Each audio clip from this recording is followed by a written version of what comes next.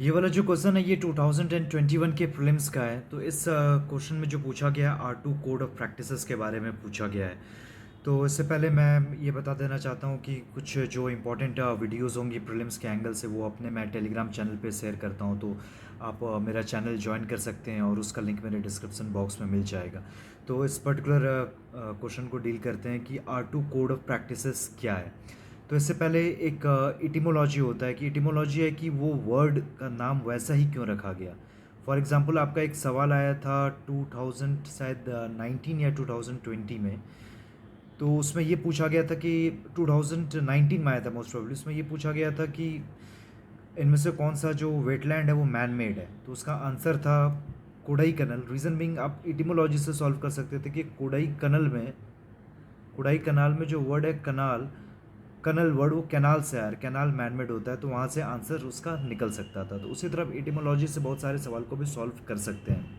तो जैसे R2 code of practice है। अब एम स्ट्राइप्स पे एक सवाल था, अब आपको पता होगा तो वेल एंड गुड। अब स्ट्राइप्स टाइगर में होता है तो कुछ चीज़ वो टाइगर से रिलेटेड होगा, तो वहाँ से भी आपका आंसर निकल सकता था।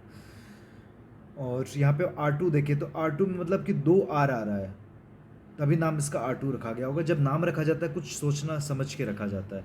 Constitutes a tool for available for the promotion for promoting the adoption of. अब यहाँ पे देखिए, और एक तरह से आप देखिए इकोलॉजी एंड एनवायरनमेंट से यहाँ पे सब ऑप्शन बनाया गया है।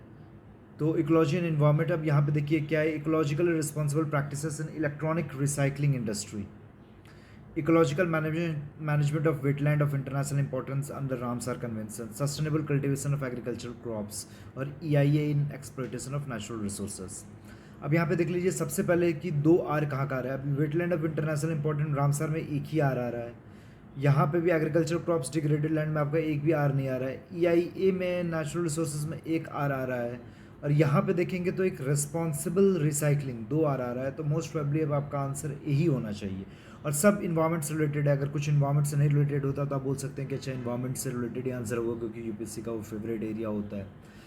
अब उसमें भी अब बाद बाकी आप ऑप्शन देखेंगे कि अब रामसर कन्वेंशन में आपने डिटेल में पढ़ा होगा, वॉइस यूज़ का कंसेप्ट होता है जो ऑलरेडी 2018 में मेन से पूछा गया है। अब R2 कोड ऑफ प्रैक्टिस उसमें कुछ नहीं होता है। आपने नहीं पढ़ा है रामसर कन्वेंशन में R2 कोड ऑफ प्रैक्टिस तो नहीं होता होगा, क्योंकि रामसर डिटेल में पढ़ते हैं तो अपने ऊपर कॉन्फिडेंस रखना है। तो ये तो नहीं होगा। और फिर इसमें देखिए तो एक भी R ही नहीं आ रहा है, तो ये भी नहीं होगा। अब यहाँ 2 R भी लाना है। और EIA ये भी ऐसा आपको लग रहा होगा कि ज़बरदस्ती का बनाया गया ऑप्शन है कि EIA रामसर ये सब कोई भी सोच समझ के बना देगा। लेकिन अब रिस्पॉन्सिबल रिसाइकलिंग वो भी इलेक्ट्रॉनिक्स में, ये ऑप्शन अपने हाथों से बनाना थोड़ा डिफिकल्ट होता है। ये छापा छपोड़ा ये ऑप्शन ज़्यादा लग रहा है, या ये कोई बना भी सकता है ये ऑप्शन में। और उसमें भी एक ही R है, यहाँ पे 2 R है रिस्पॉन्सिबल रिसाइकलिंग, इसलिए आंसर इसका ए होना चाहिए और ए आंसर भी है। तो आप यहाँ से आप आसानी से सॉल्व कर सकते थे। तो इसी को बोलते हैं एटिमोलॉजी से सॉल्व करना, कि उसका नाम R2 कोड ऑफ प्रैक्टिस इसी क्यों रखा गया R2।